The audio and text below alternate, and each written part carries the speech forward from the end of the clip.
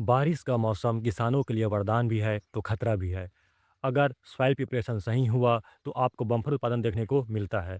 अगर लेकिन drainage, bed और सॉइल मैनेजमेंट खराब हुआ तो पूरा सीजन आपका खराब हो सकता है। तो बहुत सारे नौजवान किसान भाई होंगे मेरे जैसे जो फार्मिंग तो करना चाहते हैं रेनी सीजन में, और उन्होंने ये डिसाइड भी कर लिया है कि उनको वेजिटेबल करना है, फ्रूट्स लगाना है, फ्लावर लगाना है या अन्य क्रॉप का फार्मिंग करना है। लेकिन उनको ये समझ में नहीं आ रहा है कि अपने को बारिश के सीज़न में कैसे अपने को सॉइल सिलेक्शन करना है, सॉइल सिलेक्शन करने के बाद कैसे अपने को फील्ड प्रिपरेशन करना है। अब अपने को तो पता है फील्ड प्रिपरेशन करने के लिए क्या-क्या अपने को फार्म मशीनरी लगने वाला है। लेकिन हम लोग अधिकतर गाँव से बिलॉन्ग करते हैं या ऐसे सिटी से बिलॉन्ग करते हैं जहाँ पे हाई-टेक फार्म मशीनरी अपने पास अवेलेबल नहीं होता है।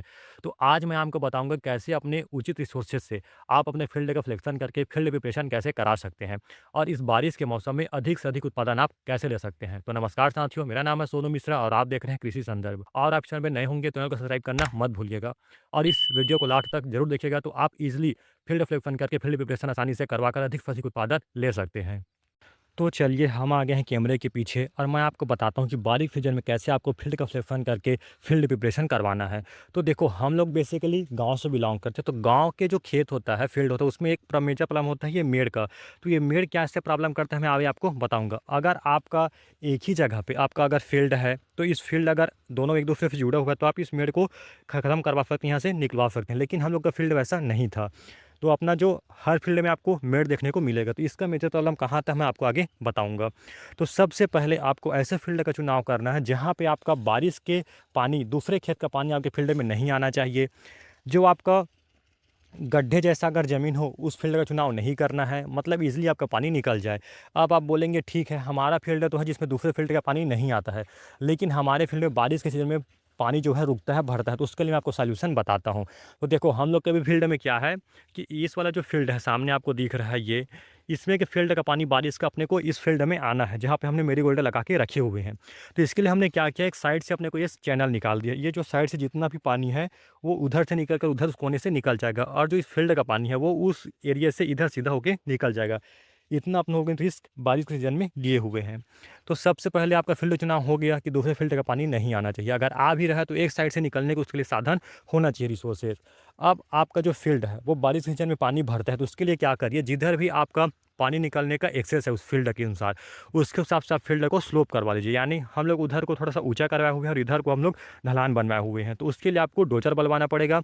डोजर के थ्रू आप अपने फील्ड को प्रिपरेशन करवा लीजिए कि उधर ढलान, इधर स्लोप, जिधर भी आपका डायरेक्शन होगा फील्ड का, जिधर से आपका बारिश में पानी जिधर से निकलता है उस एरिया, उस अनुसार आप कैलकुलेशन करके डोजर के थ्रू एक साइड को ऊपर, एक साइड को नीचे आप करवा सकते हैं। जब डोजर अपना काम कर लेगा उसके बाद आपको चलवाना है फील्ड में डीप प्लाउ। तो डीप प्लाउ क्या होता है, बेसिकली 2 नास जिसको बोलते हैं, उसी में 3 नास भी आता है, जो भी आपके पास अवेलेबल हो। 2 नास वाला डीप प्लाउ हो तब भी बेस्ट है, 3 नास वाला डीप प्लाउ हो तब भी बेस्ट है। तो डीप प्लाउ से आप पूरे फील्ड को अच्छे से आप डीप प्लाउ चलवा लीजिएगा। जब डीप प्लाउ चलवा के 10 से 15 दिन उसको छोड़ दीजिएगा तो क्या होगा, जो आपके बड़े साइज के ढेला निकले रहेंगे बड़े बड़े साइज के डीप प्लाउ से, जब 15 दिन के हो जाएंगे मिट्टी अच्छे से सूख जाएगा। उसके बाद आपको उस फील्ड में चलवाना है कल्टीवेटर, जिसको आम भाषा में हम लोग नौनासिया बोलते हैं। तो वो 11 नास वाला भी आता है, 9 नास वाला भी आता है, जो आपको मिले तो उसमें कल्टीवेटर चलवाना है। तो कल्टीवेटर क्या करेगा, बेसिकली जो डीप प्लाउ आप चलवाए रहेंगे तो उसके जो बड़े साइज के ढेले रहेंगे उसको तोड़ के छोटे साइज में कन्वर्ट करने का काम आपका कल्टीवेटर करता है। तो जब आप कल्टीवेटर चलवा लिए रहेंगे उसके बाद पारी आता है रोटोवेटर का। वो आप अपने फील्ड को देख लीजिएगा। कभी कभी बहुत किसान क्या करते हैं, डीप प्लाउ चलवाने के बाद सीधा रोटोवेटर चलवा लेते हैं, कल्टीवेटर भी स्किप कर देते हैं।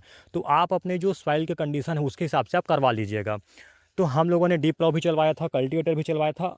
अब अपना रोटोवेटर है, तो रोटोवेटर चलवाने के समय आपको ये ध्यान देना पड़ेगा कि जो आपका फील्ड का सॉइल है, जो आपका जो ढेले निकले हुए हैं, अगर वो ज़्यादा टाइट है, एकदम हार्ड है, तो उसको एक एक काम करिए, अच्छा सा थोड़ा सा उसको इरिगेशन दीजिए जिसमें थोड़ा सा मॉइस्चर रहे। उसके बाद रोटोवेटर चलवाइए। या फिर आपका जो ढेला है वो आसानी से टूट जा रहा है, वो देखने से आपको समझ में आ जाएगा, तो आप सीधा रोटोवेटर मंगवाइए। रोटोवेटर से पूरे फील्ड को, जो बड़े बड़े साइज के ढेले उसको बारीक भूरा टुकड़े में तोड़वा लीजिए। एकदम से वो भूरा जैसे धूल जैसे बारीक कर देगा। रोटोवेटर काम यही है कि वो जो बड़े साइज की मिट्टी है, ढेले है, उसको बारीक धूल में तोड़ने का काम रोटोवेटर करता है। अब रोटोवेटर तो आपके पास चल गया, अब बारी आता है बेड का। तो बरसात के सीज़न में आपको कम से कम 1 से 1.5 फीट की ऊंची आपको बेड बनवाना है। जैसे आप लोग देख पा रहे हैं ये हमारा बेड बना हुआ है। ये 1 फीट की हाइट में है। सवाल आता है कि अपने को इस प्रकार का जो बेड है वो बनवाना कैसा है? तो चलिए मैं आपको दिखाता हूँ उसका बेड आपको कैसे बनवाना है। तो इस प्रकार का नाली निकलवाने के पास अगर आपके पास रिसोर्सेस होगा, अगर आप शुगर कैन बेस्ड एरिया से अगर आप बिलोंग करते हैं फार्मर, अब वैसे आपको इस प्रकार का जो नाली निकालने वाला ये नास आपको देखने को मिल जाएगा। तो आप क्या करेंगे, जो बीच का जो नास है उसको निकलवा दीजिएगा। तो इस दोनों जो बेड की दूरी है वो 4 फीट 4.5 फीट की दूरी में आएगा।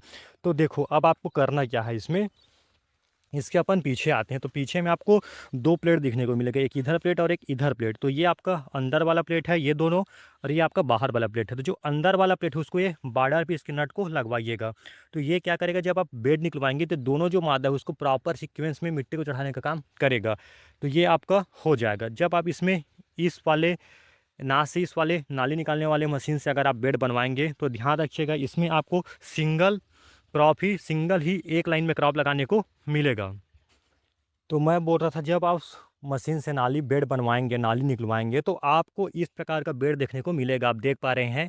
तो इस अगर उस मशीन से आप बेड बनवाते हैं तो इसमें केवल आपको एक ही क्रॉप देखने को मिलेगा। बहुत सारे किसान, बहुत सारे लोग अपने फील्ड पे एक ही लाइन पे 2 क्रॉप लगाए रहते हैं। एक आपको इधर लग देखने मिलेगा, एक इधर। तो वो कैसे होता है, जब आपका बेड का जो साइज़ है, जहाँ पे आप प्लांट को टीपी करेंगे, अगर उसका साइज 2 फीट या 2 फीट 2.5 फीट की है, तब आप 2 प्लांट इसमें इस रो पे ले सकते हैं। अगर 2 फीट से नीचे है, 1 या 1.5 फीट का अगर आपका इस मादे की साइज है ऊपर जहाँ पे आप पौधे को टीपी करेंगे, तो आपको केवल सिंगल पौधा ही लगाना पड़ेगा। तो आप उसके थ्रू इस प्रकार से आसानी से बेड निकलवा सकते हैं। इसका हाइट आपको 1 फीट देखने को मिलेगा, आप देख पा रहे हैं। तो इसमें क्या है, जितना भी बरसात का पानी अगर भर भी जाता है तब भी आपको इफ़ेक्ट नहीं करेगा, क्योंकि इसका हाइट सफिशिएंट है। तो ये आपका हो गया कि कैसे अपने को फील्ड प्रिपरेशन करवाना है। तो मैं थोड़ा-सा आप लोगों को अपने फील्ड का मैं डायरेक्शन दिखा देता हूँ। इस फील्ड का जो पानी है वो सामने वाला जो फील्ड दिख रहा है उसमें से इस फील्ड में आना है। इस फील्ड के थ्रू यहाँ से जो अपना पूरा पानी है वो इधर जाएगा, और जो उस फील्ड का डायरेक्शन है उसको उसका पानी जो इधर पूरा आके इधर जाएगा।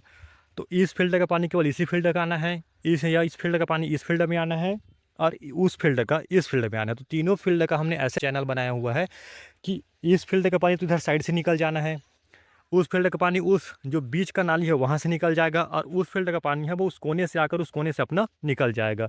तो आप भी अपने फील्ड को इस प्रकार से प्रिपरेशन करवा सकते हैं, जिसमें आपको बरसात में कोई भी नुकसान नहीं होगा, और आप जो भी क्रॉप लगा रहे हैं उसको आपको अधिक से अधिक उत्पादन देखने को मिलेगा। बाकी जानकारी अच्छा लगे तो वीडियो को लाइक कर लीजिएगा, और उनके समय तक शेयर करना मत भूलिएगा जिनको अभी भी डाउट है कि कैसे अपने को फील्ड प्रिपरेशन करवाना है। अगर आपको कुछ भी फार्मिंग रिलेटेड अगर वीडियो चाहिए रहेगा तो आप हमें कमेंट करना मत भूलिएगा। धन्यवाद।